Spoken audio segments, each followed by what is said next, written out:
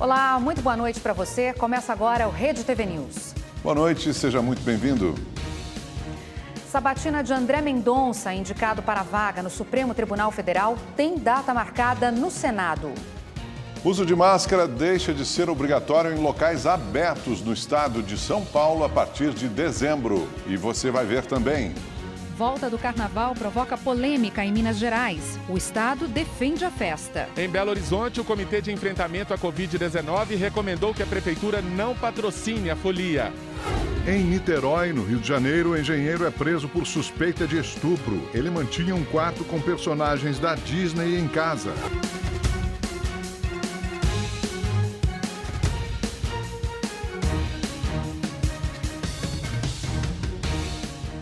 O presidente Jair Bolsonaro confirmou que vai se filiar ao Partido Liberal. Nesta quarta-feira, ele recebeu a visita do presidente do Paraguai, Mário Abdo Benítez, e participou de uma cerimônia do programa de escolas militares.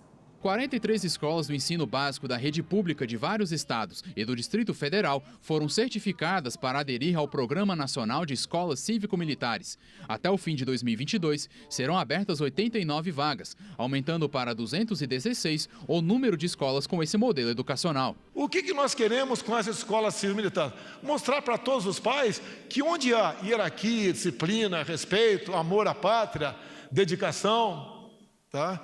A garotada tem como aprender e ser alguém lá na frente. O que nós pais mais queremos? Que nossos filhos sejam melhores do que nós. É isso, é a maior recompensa que nós podemos ter. E nós queremos isso com essa proposta. Um pouco antes, Bolsonaro se encontrou com o presidente do Paraguai, Mário Benítez. Os chefes de Estado trataram das obras da segunda e da terceira ponte na fronteira entre os dois países e sobre o combate ao crime organizado. Pela manhã, Jair Bolsonaro confirmou a data de filiação ao Partido Liberal. A oficialização ficou para o dia 30. A legenda já tinha divulgado uma nota ontem com uma informação. A definição aconteceu após uma reunião entre Bolsonaro e o presidente nacional do PL, Valdemar Costa Neto. O presidente da Comissão de Constituição e Justiça do Senado, o senador Davi Alcolumbre, confirmou hoje que André Mendonça, indicado para uma vaga no Supremo Tribunal Federal, deve ser sabatinado na semana que vem. Após passar pela CCJ, o nome de Mendonça vai para a análise do plenário da Casa. Para ser aprovado, ele precisa de pelo menos 41 votos favoráveis. O ex-advogado-geral da União foi indicado 4 meses atrás pelo presidente Jair Bolsonaro e deve ocupar o lugar do ex-ministro Marco Aurélio Mello, que se aposentou em julho. O senador Fernando Bezerra, do MDB, relator da PEC dos precatórios, apresentou hoje o relatório favorável à proposta. O texto sofreu mudanças, entre elas está a transformação do Auxílio Brasil em um programa permanente. Alguns senadores solicitaram o pedido de vistas e a votação então foi adiada para a semana que vem. Os recursos para o pagamento de R$ 400 prometidos pelo governo dependem da aprovação dessa PEC.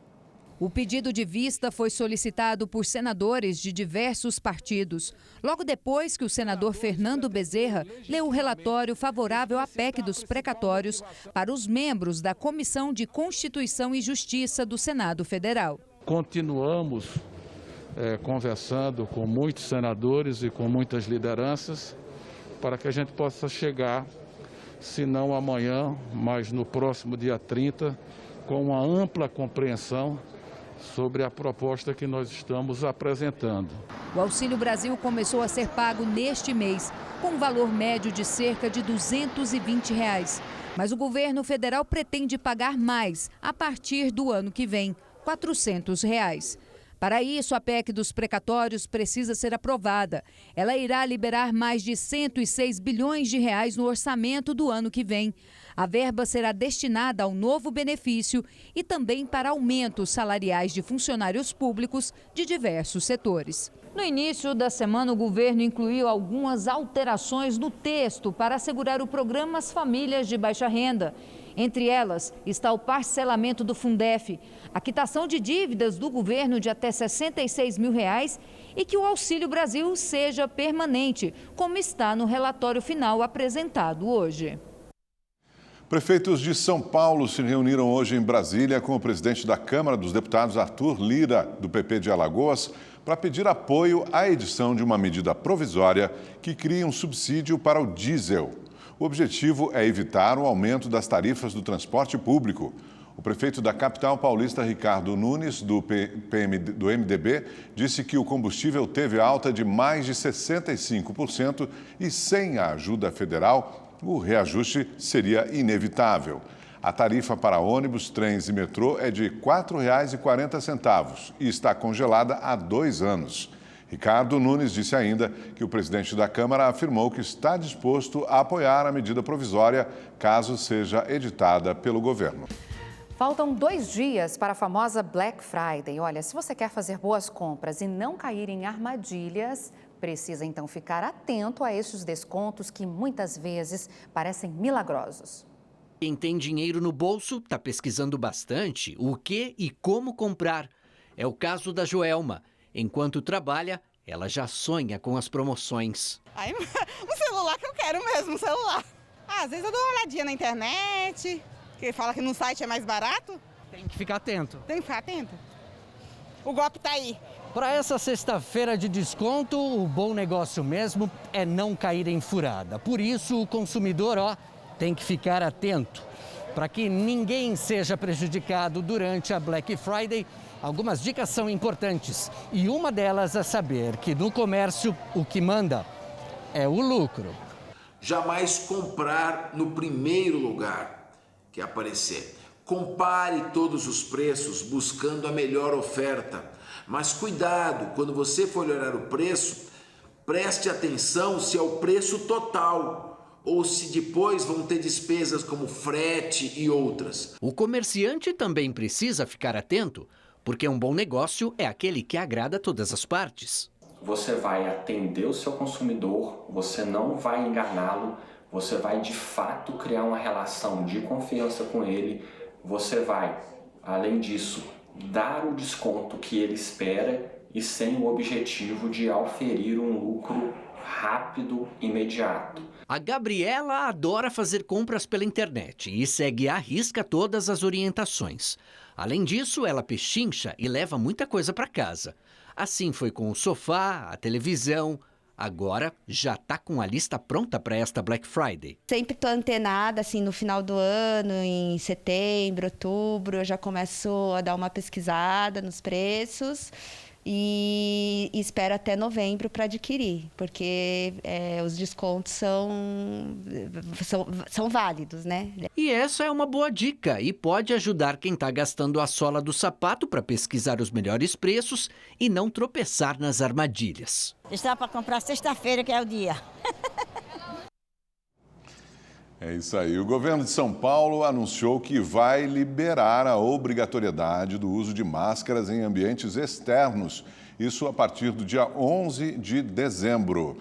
Sobre esse assunto, vamos falar então ao vivo com o repórter Guilherme Lopes, que traz todas as informações para a gente. Boa noite, Guilherme. O que diz o governo de São Paulo sobre isso, hein?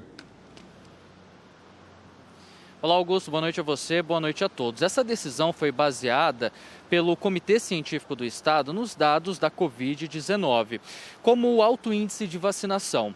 Os dados demonstram que houve uma redução no número de internações provocadas pelo vírus e o comitê também analisou a retomada dos eventos culturais no estado agora em novembro e que não provocaram nenhum aumento significativo no número de novos casos. Por isso, essa decisão do comitê permite que a partir do dia 11 de dezembro, em ambientes livres, abertos, ao ar livre, como parques, ruas, as pessoas não precisem mais usar as máscaras de proteção. No entanto, a máscara continuará sendo obrigatória em ambientes fechados com pouca circulação de ar, bares, restaurantes, lojas do comércio e o transporte público, metrô, trem, por exemplo, nas estações também.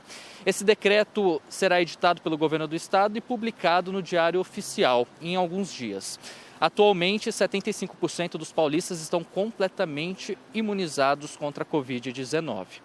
A Prefeitura da capital informou que ontem encaminhou um ofício ao Ministério da Saúde solicitando que o governo e a Anvisa restringam a entrada de estrangeiros no país que não tenham o passaporte da vacina. O Ministério da Saúde respondeu em nota que já existe uma portaria que regula a entrada de estrangeiros no Brasil. não dando aí a entender que esse pedido da Prefeitura vá surtir o efeito. Antes de eu encerrar, uma última informação. A capital paulista informou agora, no começo da noite, de que 100% dos paulistanos adultos atingiram a imunização completa contra a Covid-19. Guilherme Lopes para o Rede TV News.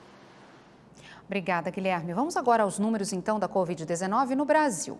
De acordo com o Ministério da Saúde, 21.264.000 pessoas já se recuperaram da doença, 165 mil estão em acompanhamento e, desde o início da pandemia, mais de 613 mil pessoas morreram de Covid-19 no país. Em Fortaleza, um homem sacou uma arma durante uma briga em uma fila de vacinação contra a Covid-19. Essas imagens, gravadas por testemunhas, mostram o momento da confusão no centro de eventos, principal ponto de imunização da capital cearense. 2 homens brigam, enquanto outras pessoas tentam separá-los. A gravação também mostra um dos envolvidos com uma arma em punho. Esse cara tá armado, ó. Segundo a polícia, a arma de fogo não chegou a ser disparada. E a briga começou porque uma das pessoas teria furado a fila. O homem que aparece nas imagens armado não foi localizado.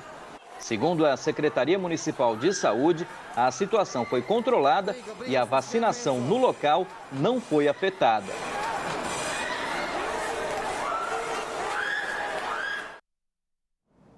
A volta do carnaval em 2022 provocou polêmica em Minas Gerais. O governo do estado defende a realização da folia, mas em Belo Horizonte, o Comitê de Enfrentamento à Covid-19 recomendou que a prefeitura não patrocine a festa. Nas ruas da capital mineira, a volta do carnaval divide opiniões. Não é o momento. A gente está vendo que está tendo agora lockdown na Europa. Tem pessoas que não foram tomar a segunda dose. Eu acho que pode ter, mas tem que ser analisado daqui até fevereiro. A polêmica começou depois que o Comitê de Enfrentamento à Covid-19 publicou uma nota técnica com uma lista de motivos para que a prefeitura não patrocine festas e a população não participe de grandes aglomerações. De acordo com os especialistas do comitê, a cobertura vacinal estaria abaixo do desejado e não seria suficiente para evitar o surgimento de novas variantes do coronavírus. Além disso, não haveria tempo para a maior parte da população receber a dose de reforço até o carnaval. Há uma grande preocupação que as aglomerações, sem qualquer tipo de controle em relação à testagem das pessoas, ao seu estado vacinal, possam gerar pioras nos níveis da pandemia, seja no número de casos, de internações e até mesmo de óbitos. O prefeito Alexandre Calil, do PSD, já havia declarado que a prefeitura de BH não deve patrocinar o carnaval em 2022. Já o governador de Minas Gerais, Romeu Zema, do Partido Novo, disse que o estado vai fazer a parte dele e defendeu a volta da folia. Significa renda para várias cidades, para muitas que têm um carnaval forte. Esperamos que os prefeitos que fizeram tão bem até o momento também façam da sua parte. Em 2020, o Carnaval de BH levou quase 4,5 milhões de foliões às ruas. Neste ano, a festa foi suspensa por causa da pandemia e agora o setor de hotéis está preocupado com a possibilidade de um novo cancelamento. Se for proibir festa de carnaval, então nós vamos ter realmente mais demissões do setor. Os prefeitos das cidades históricas de Ouro Preto, Diamantina, Mariana e São João del Rei vão se reunir no dia 10 de dezembro para discutir sobre a realização ou não do carnaval.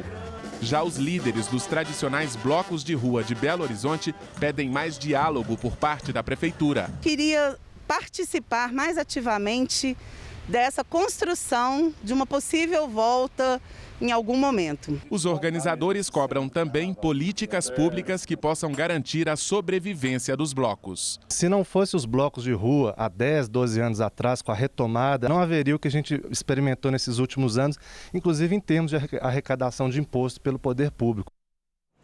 Vamos agora conferir a previsão do tempo para todo o Brasil com Gabriela de França.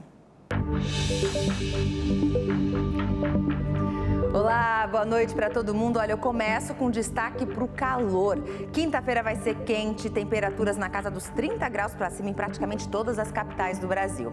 Vai chegar aos 36 graus aqui em Boa Vista, Tem previsão de chuva e mesmo assim a temperatura chega aos 35 graus em Cuiabá e 34 graus em Porto Alegre. E essa combinação de altas temperaturas e bastante umidade na atmosfera é perfeita para a formação de nuvens de chuva. Nas nossas imagens de satélite dá para ver bem aqui as instabilidades cobrindo praticamente todo o país de norte a sul. Por isso, as pancadas de chuva vão se espalhar em praticamente todo o Brasil amanhã. O tempo inclusive fica mais fechado nessa área mais escura do mapa, principalmente aqui entre o norte e o interior do Nordeste, onde a chuva deve ser mais intensa. Só não vai chover amanhã nessas duas áreas mais claras aqui, entre Rio Grande do Norte e Sergipe, pegando áreas do sul da Bahia, a maior parte do sudeste até o leste do Paraná. Em Curitiba, no Rio de Janeiro e em Belo Horizonte, amanhã não tem previsão de chuva, o sol aparece entre nuvens e o ar fica bastante abafado, a temperatura chega aos 31 graus nessas capitais. Agora, na capital paulista, tem chuva à vista, viu? Amanhã, por enquanto, nada de chuva, o sol aparece mais, 30 graus de máxima. Na sexta-feira, uma ligeira queda de temperatura e ocorrem as pancadas de chuva de forte intensidade mais para o finalzinho da tarde. No sábado, no máximo, chuva isolada e fica mais fresquinho, máxima de 25 graus. Por hoje é só, eu fico por aqui. Uma ótima noite para você. A gente se vê amanhã. Até lá. Tchau, tchau. A Justiça do Rio de Janeiro condenou 2 filhos da ex-deputada federal Flor de Lis por participação na morte do marido dela, o pastor Anderson do Carmo. Foram quase 16 horas de julgamento, 8 testemunhas ouvidas. A sentença saiu ao amanhecer. Flávio dos Santos Rodrigues, filho biológico de Flor de Lis, e Lucas César dos Santos, filho adotivo, foram condenados por homicídio triplamente qualificado por meio cruel e motivo torpe. Flávio recebeu pena de 33 anos, 6 meses e 20 dias pelo homicídio, porte ilegal de arma de fogo, uso de documento falso e associação criminosa. Ele é apontado como o autor dos disparos. Não se intimidou com a prática do crime com audácia extremamente reprovável, executando a vítima brutal e friamente com diversos disparos de arma de fogo. Já Lucas, que comprou a arma usada no crime, foi condenado a 7 anos e 6 meses de prisão. A promotoria disse que defendeu a redução da pena porque ele colaborou com as investigações. Uma condenação justa e vamos continuar buscando as outras condenações dos outros réus que virão pela frente. Flor de Lis, outros 5 filhos e uma neta também estão presos acusados de envolvimento no crime. Eles serão julgados por um júri popular que ainda não teve a data marcada. O pastor Anderson do Carmo foi assassinado no dia 16 de junho de 2019, quando chegava em casa em Niterói, na região metropolitana do Rio, na companhia da mulher, a ex-deputada federal Flor de Lis. De acordo com as investigações, ela planejou a morte do marido. Em agosto deste ano, Flor de Lis teve o mandato cassado. Em Niterói, no Rio de Janeiro, um homem foi preso acusado de estuprar um adolescente. Ele mantinha um quarto decorado com personagens da Disney. Frank Souza Hoffman, de 63 anos, foi preso em casa. No imóvel, a polícia apreendeu brinquedos, bonecos de pelúcia, almofadas com desenhos infantis, filmes para crianças e jogos de videogame. Um dos cômodos onde os abusos ocorriam era chamado de quarto da Disney, por ser todo decorado com personagens. Durante a investigação, os policiais identificaram um adolescente que teria sido estuprado por Frank dos 13 aos 14 anos. O homem admitiu que se relacionou sexualmente com o menino, mas alegou que era namorado dele e que a relação era consentida. Também disse que os dois assistiam a filmes eróticos juntos. Frank chegou até a viajar com o adolescente para o exterior, segundo ele, com a autorização da família da vítima. Ele conheceu esse menino aos 13 anos. Ele já vinha se relacionando, tendo relações forçadas, não eram consentidas, e com 13 anos não há consenso, a lei não permite o consenso, só a partir dos 14. Ele viajou com esse menino, conheceu a Disney, foi várias vezes para o exterior, com poderio econômico, ele meio que ia através das ameaças, ele calou a voz desse menino. A mãe permitiu que viajasse, mas ela não sabia dos abusos, segundo consta dos autos. Frank tem dupla nacionalidade, brasileira e de Luxemburgo. É casado e tem 2 filhas que moram fora do país. Ele é funcionário público na Casa da Moeda, onde trabalha como engenheiro químico. Agora a polícia vai investigar a existência de outras vítimas de Frank. Ele também foi denunciado pelo Ministério Público por estupro e estupro de vulnerável. Balsas e dragas usadas por garimpeiros ilegais para a extração de ouro atracaram no Rio Madeira, no município de Altazes, no Amazonas. As embarcações começaram a chegar há cerca de 15 dias. Nesse processo de mineração, as embarcações reviram a areia do fundo do rio para filtrar o ouro. O Ministério Público Federal emitiu uma recomendação de ação emergencial para desarticular o garimpo ilegal na região.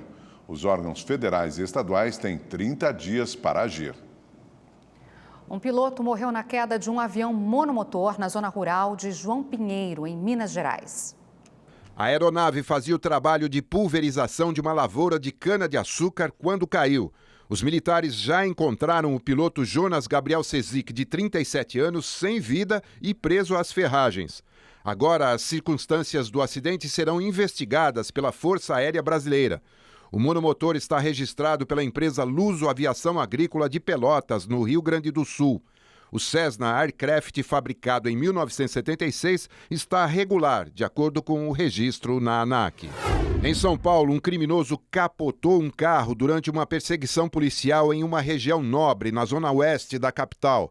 Ele ainda consegue sair do veículo e foge, mas é preso em seguida. No acidente, mais 4 veículos foram atingidos. Outros 2 suspeitos envolvidos no roubo do carro escaparam antes da polícia chegar. O Rede TV News fica por aqui. Uma ótima noite para você. Obrigada pela sua companhia e continue com a gente aqui na Rede TV. Assista agora ao Super Pop com Luciana Gimenez. Até amanhã.